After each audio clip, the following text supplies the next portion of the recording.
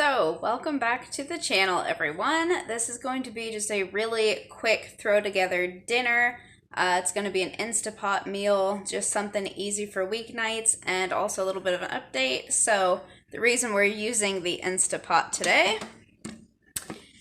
is this is day number 6 with no stove or oven.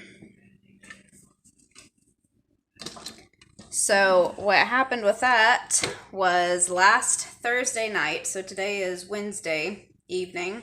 Last Thursday, I was almost finished with supper.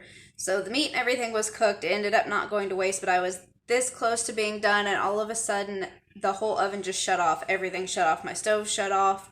The oven itself cut off, and so I thought, well, maybe something happened that tripped a breaker. So I go out to the garage while the breaker's off. I get ready to flip it on, and it makes this really loud buzzing noise, like this screeching noise whenever I try to flip it, and it just gets stuck in the middle. It won't go over to the on position. Scared the holy bejesus out of me. I thought I was about to get electrocuted. So I hurried up and jerked my hand back out of the box and just left it off and shut it. So this house that we live in now is just a rental. I'm in the process of trying to get money saved in order to buy a house, preferably to buy a property and then build a house on the way that I want it. But, you know, a girl can dream, right? I'll probably end up just buying a house, like a fixer-upper somewhere, but that's a little ways off in the future. So the oven came as part of our rent with the house, so I called the landlord out. They come out and say, oh, it's probably just an old breaker, needs changed. So they go out, buy the new breaker, come back, try to put it in, and you hear this really loud screeching sound again when they try to turn it on, and then a loud pop. So they come in, end up pulling the stove and everything away from the wall and plugging it, and then the breaker was fine. So it ended up being the stove that was the problem. So that was Thursday night. They tell us that they're going to get it ordered that night online, that it should probably be here on Monday, and somebody's going to come back out, look at some other wiring issues that we had whenever they were out here. Monday comes around, nothing. Of course, it was President's Day. Tuesday rolls around, still nothing. So now today is Wednesday. We're 6 days in, and I'm starting to get a little ticked off at them because, you know, even if it's something where the stove that they ordered is going to take a little while, a phone call takes 5 seconds. They could at least call and let me know what's going on. And also, we need something to cook on. I mean, I have other little gadgets, but it's not like having your oven and your stovetop where you can cook multiple pots and pans of things. So I'm getting to the end of my patience with them. They're going to get a nasty phone call if I don't hear something by tomorrow morning. And then, of course, today, to make the situation even better, started our 2 days of severe winter weather that we're getting here in Missouri. So I am imagining it's probably going to be at least Friday before I hear anything or see anyone, but I'm getting kind of worried. I watched another YouTuber, Jamarelle Stewart. I don't know if you watch her channel or not, but she is renovating her kitchen right now, and she's talking about all of the problems that they are having with appliances being on back order, and she has waited like 3 to 6 months for some of her stuff. I am not going to be paying rent here for 3 to 6 months with no stove or oven, so they need to get a move on. But that is what's going on with that situation. The good thing is that I do cook. I cook a lot. Most of our meals are done at home, so I do have a griddle, which I cooked breakfast on this morning. I have the Instant Pot that we're going to be making soup in right now. And then, of course, a crock pot, and I do have an air fryer. But you know, you can only cook so many things in those. I can get like chicken strips in the air fryer and then maybe heat up some corn or something in the Instant Pot. But then that's it. It's just not like being able to have 3 or 4 pans of things going at the same time. So we're going to jump into this real quick beef and vegetable soup. Simple throw together thing. It goes in the Instant Pot really quick. We're going to get into that recipe.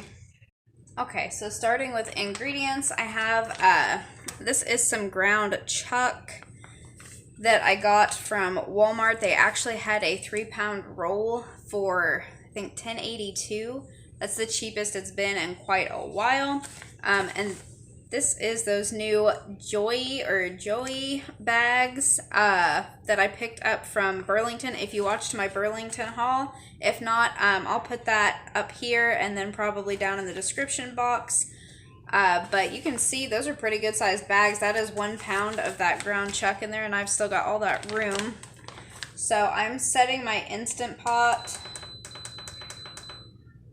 to the brown / sear, or if yours has like a saute button, that way you can just cook straight on it without having to put the lid on and let it pressurize or anything. It's just like frying something in a skillet.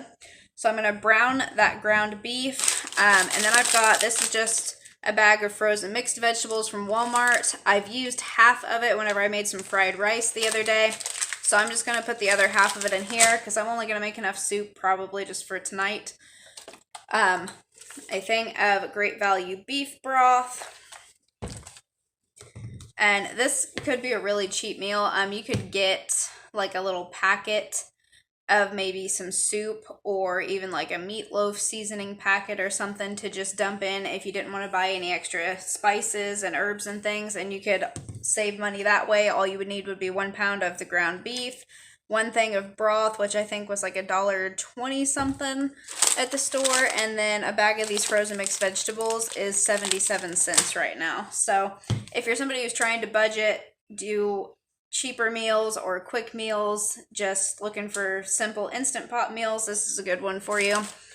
So I'm going to season mine though, because I have a cabinet stuffed full of different seasonings. Garlic powder. Garlic powder goes in everything in my house. I have some chopped chives. You could cut up some white onion and put in there. I'm not going to mess with chopping anything tonight. I'm just going to dump everything in and then go about my business. So I have some basil, little bit of oregano that I'm going to put in, and then I'm going to throw in some turmeric. If you're someone who doesn't like turmeric, you could definitely leave it out. It's really not going to cause that much of a different flavor. I'm just putting it in because it is supposed to be a really good anti-inflammatory. I mix it in with my rice whenever I make fried rice, and it turns the white rice yellow. Really doesn't change the flavor of it at all. You only get the flavor of the other things that you put in it. So I'm just going to dump some in this soup tonight. The cold weather really bothers my rheumatoid arthritis. If you're somebody that's got a lot of joint inflammation, you can probably sympathize with that.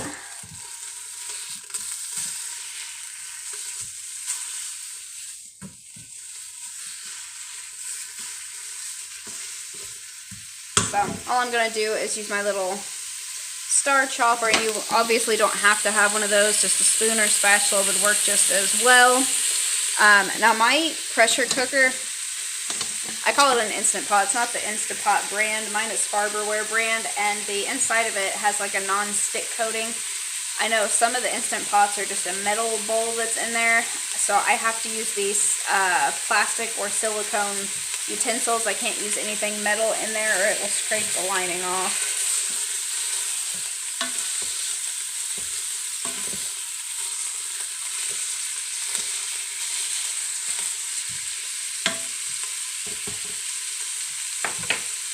Alright, so while the meat is the only thing that's in there, I'm just going to add a little bit of garlic powder to it.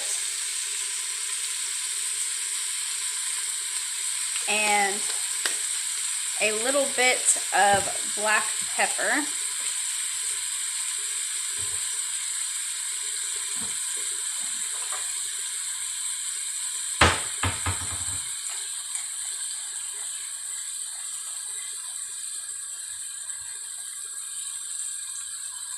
I'm not going to add any salt since ground beef, this is only the 80-20. Whenever I buy, I usually get the 93 and 7. So this has a little bit more fat content to it and a little bit more sodium in it. So I'm going to leave the extra salt out.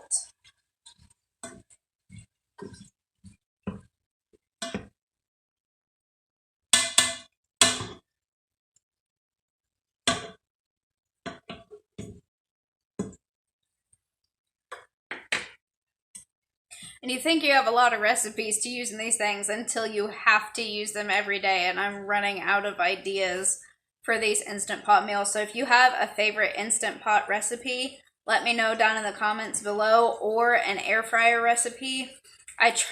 We had some frozen pizzas, and without the oven and being able to cook them on the pizza stone, I tried to put one into the air fryer thinking that maybe it would crisp it up. I don't know if it was because it was a cauliflower crust pizza or if it's just because I was trying to do it in the air fryer, but the top of it kind of burnt a little bit. It ended up not being too bad. It just got a little bit more brown than I would have liked on the cheese part of it, and so I ended up putting a piece of tinfoil in there to try to keep it from burning all the way, but for some reason the bottom crust never got crusty, I guess, for lack of a better word. Like, it never crisped up.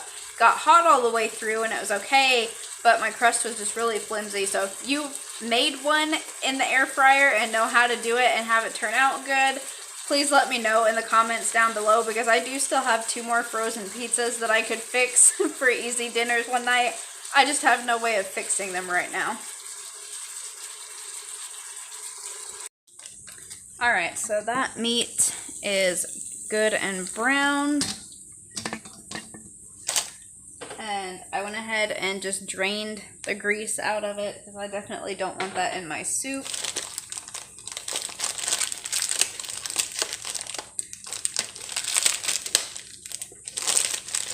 And get the rubber band off of these vegetables.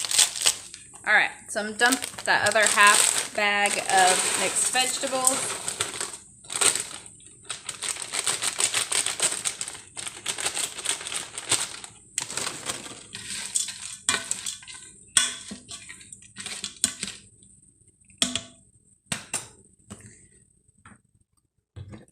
I'm going to put this whole container probably of the beef broth. I'll see how much it actually is, but that's probably not going to be a whole lot.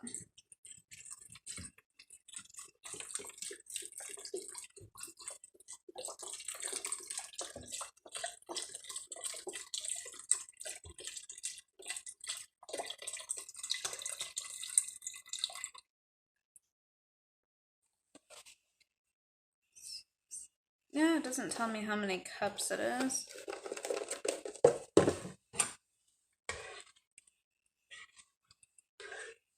Yeah, that looks like it will be plenty just for 3 people.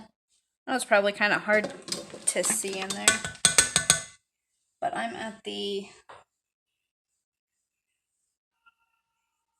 what is that, the 5 cup mark, looks like. So I'm going to put probably about half of a tablespoon of garlic powder in there.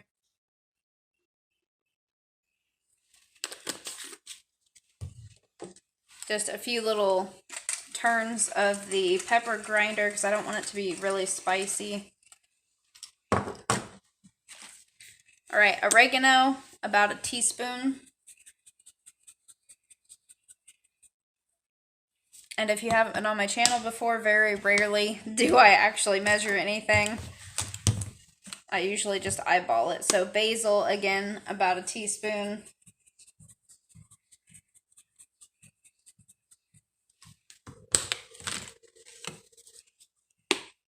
Chives, I'm going to give about 2 teaspoons. And they're a little on the bigger side. And then for the turmeric, I'm just going to give it about maybe half of a teaspoon to 1 teaspoon, because I don't want a whole lot in there.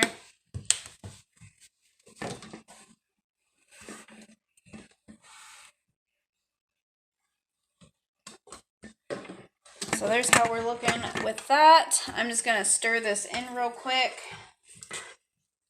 Try to get it mixed around as good as I can.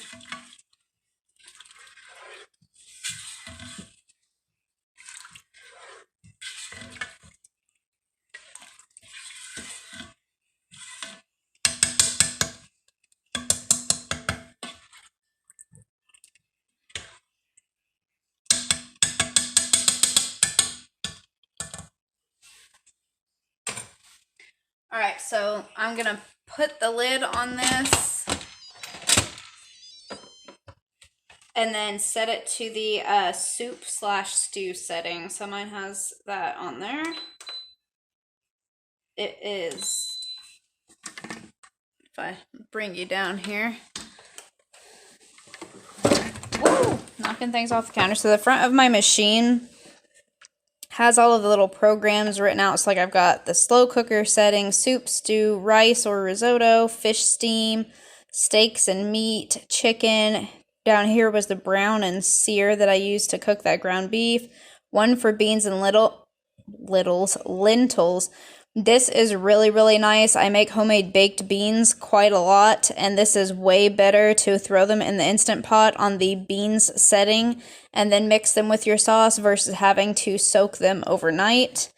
And then you have a vegetable steam setting. Now, the only thing that I don't like about mine, I can't use recipes for a regular Instant Pot because mine does not have the pressure manual settings or anything. I can set the time on certain settings, but I can't set the difference in pressure. However, this vegetable steam setting is the one that I use whenever I make hard-boiled eggs in the Instant Pot, and it's a life changer. I did that the other day for our breakfast, and then I made some deviled eggs for our dinner, and they peel so much easier when they're cooked in a pressure cooker versus just boiling them on top of the stove. So that is everything in here. I'm going to let this cook. I think it goes for 30 minutes on the soup setting, if I remember right. So I will be back and show you guys the finished product. We're just going to serve this with some crackers on the side. But again, a real quick throw together. I think it took me, maybe 15 minutes to get everything done, if it was even that long. And then I can just set this and forget it. Clean up my sink. I've got a sink full of dishes, get tables set and ready to go. It's just something that you don't have to stand over top of, which is really nice. And it can be made super cheap depending on where you get your ingredients.